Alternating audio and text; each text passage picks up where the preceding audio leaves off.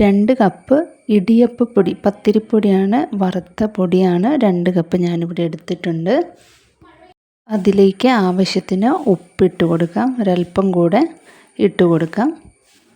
ഇനി അതിലേക്ക് ഒരല്പം നെയ്യും കൂടി ഒഴിക്കാം. നെയ്യ് ഓപ്ഷണലാണ്, ആവശ്യമുണ്ടെങ്കിൽ മാത്രം ഒഴിച്ചാൽ മതി.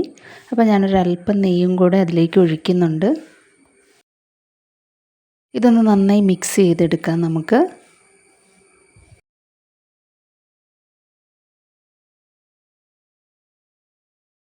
ഇപ്പം നന്നായി മിക്സ് ആയിട്ടുണ്ട്. ഇതിലേക്ക് തിളച്ച വെള്ളം ഞാൻ ഒഴിക്കുകയാണ്. അല്പാൽപമായിട്ട് വേണം ഒഴിച്ചു കൊടുക്കാൻ. അപ്പം കുറച്ച് ഒഴിക്കാം. ഇനി നമുക്കിതൊന്ന് നന്നായി മിക്സ് ചെയ്യാം. കുറച്ചും കൂടെ വെള്ളം ഒഴിച്ചു കൊടുക്കാം. തിളച്ച വെള്ളം തന്നെയാണ് ഒഴിക്കുന്നത്.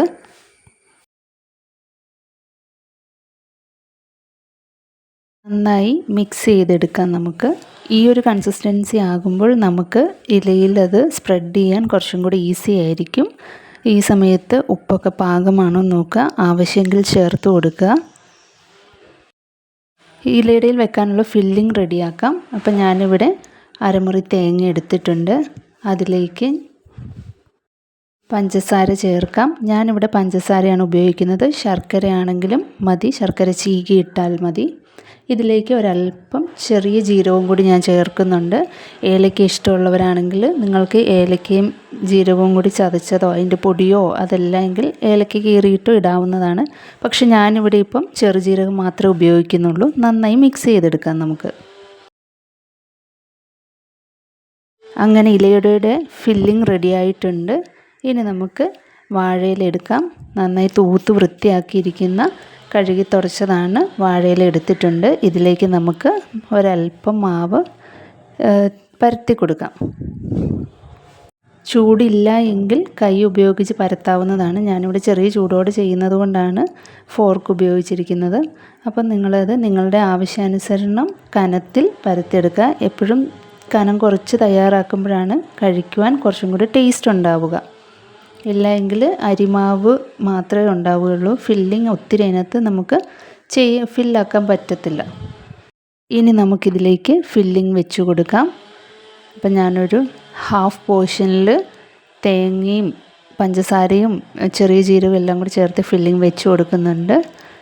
പകുതിയോളം വെച്ചതിന് ശേഷം ബാക്കി പകുതി ഇല തിരിച്ച് മടക്കുകയാണ് ചെയ്യുന്നത്.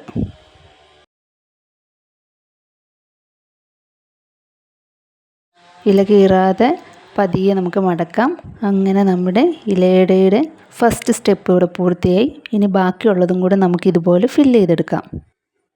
അങ്ങനെ നമ്മുടെ എല്ലാം റെഡി ആയിട്ടുണ്ട്. നമുക്കിനി ആവിയിൽ വെച്ചിത് വേവിച്ചെടുക്കണം. അപ്പോൾ നമ്മുടെ വെള്ളം ഇവിടെ തിളച്ചിട്ടുണ്ട്.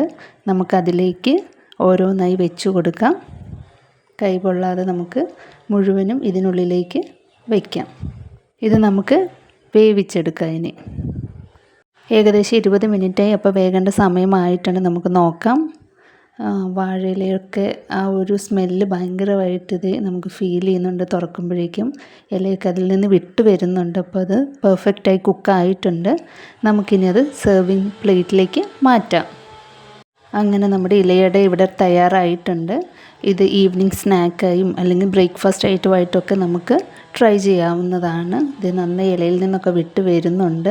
അത് നന്നായി കുക്കായതുകൊണ്ടാണ് അതങ്ങനെ വിട്ട് വരുന്നത്. നമുക്കൊന്ന് മുറിച്ച് നോക്കാം. ചൂടുണ്ട്, ആവി പൊന്തുന്നത് നിങ്ങൾക്ക് കാണാമല്ലോ. വാഴയിലയുടെയും അതുപോലെ തന്നെ ജീരകത്തിൻ്റെയും തേങ്ങയുടെ എല്ലാം ഒരു സ്മെല്ല് ഇങ്ങനെ വല്ലാണ്ട് ഇങ്ങനെ വരുന്നുണ്ട്. അപ്പോൾ എല്ലാവർക്കും ഇഷ്ടമായെന്ന് കരുതുന്നു. ട്രൈ ചെയ്ത് നോക്കുക. Like, share, comment, subscribe. Thank you.